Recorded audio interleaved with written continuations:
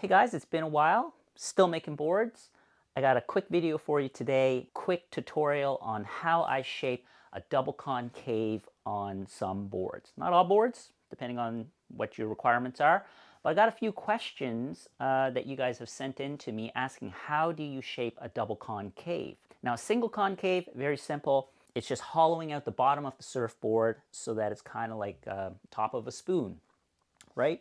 So when I run my level on it, you can kind of see here that it's hollowed out deeper in the center, and then it feathers out to right to the rail of the tuck. So what's a double concave?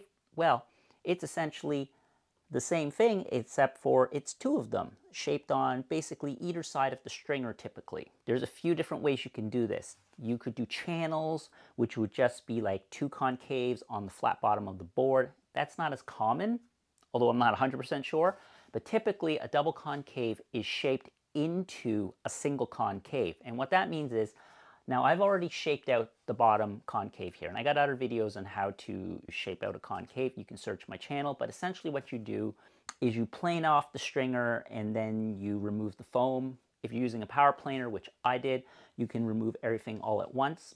I didn't film any of that, but it's pretty simple to do. I like using my Surfboard to hollow out the bottom. For this, what I ended up actually doing was I used a power planer, I planed off the center, and then I worked my way out and just remove off the foam. But I'm going to show you how to do the double concave into the single. So the single's already done. Now I'm going to shape the double. Now I'm going to kind of model this board off of like the Firewire like potato boards, and I want to shape a really nice deep concave, which I already done, single concave, and then two double concaves, probably maybe up to about here, I would say. So that way we give a lot of really good pivot, because this board has a ton of foam, so it's a thick boy. To help it go rail on rail, even though it is a much shorter board, and I've already shaped one of these boards before, but it was a little too long for my liking, so I've shortened this one down to a 5/4, which might even be still a little too long, but I think it'll be pretty good. So this is going to be a pretty fun board. Let's shape that double concave to really help this board go rail to rail. I'm not going to use a power planer for this because this is how wide my planer is, and that's just going to be too much. I'll be like hollowing out too much. So I'm going to resort to my Surfboard. Okay, for demonstrations purposes, I'm going to mark it out though. So essentially where I'm going to hollow out is right here. And I've already kind of started it, but then I realized that I should actually film this as a video. I'm going to start hollowing this out, and then I'll show you what it looks like.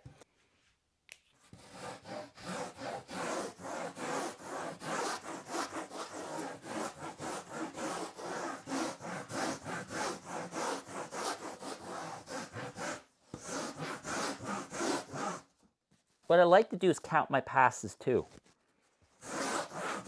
So that way it keeps it pretty even on both sides.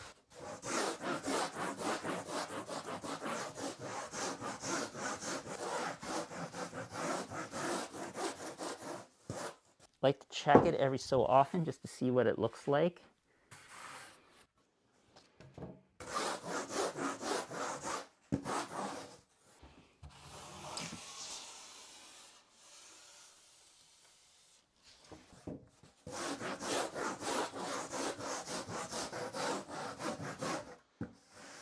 And then because I'm ending the concave up here, maybe just before center, we want a nice smooth transition. We don't want stark transitions. We want it to flow.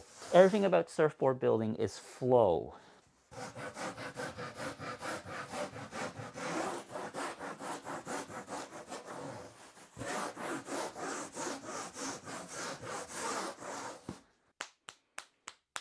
Let me switch it around so you guys can see.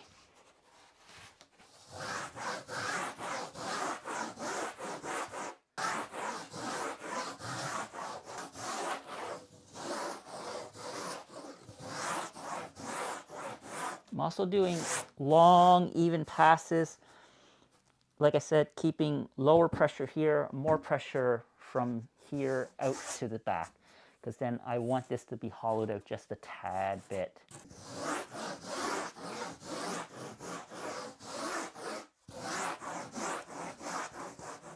And then you can do variations, of course, to this. But this is typically what I do for boards like this, short boards.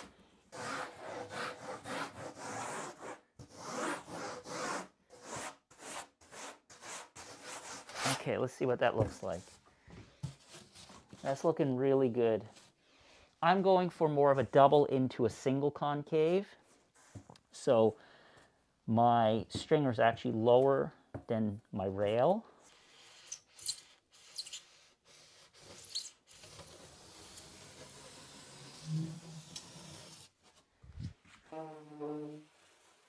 And we'll get a better close-up of that in the light here in a minute once I finish it.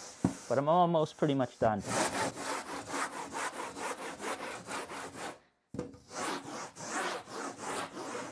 Then I'm going to use my sanding block to clean it up. Just a sanding block, nothing special.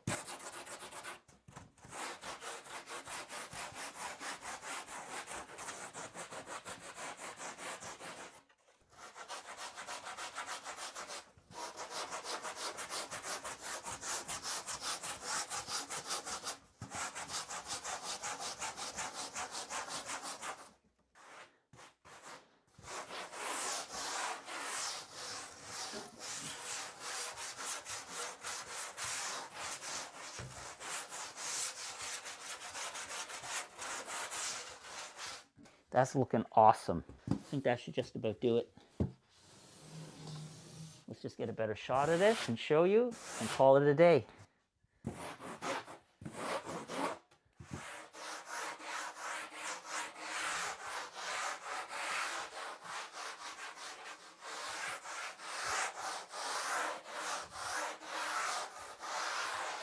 Well, since I'm already shaping it, I might as well finish it.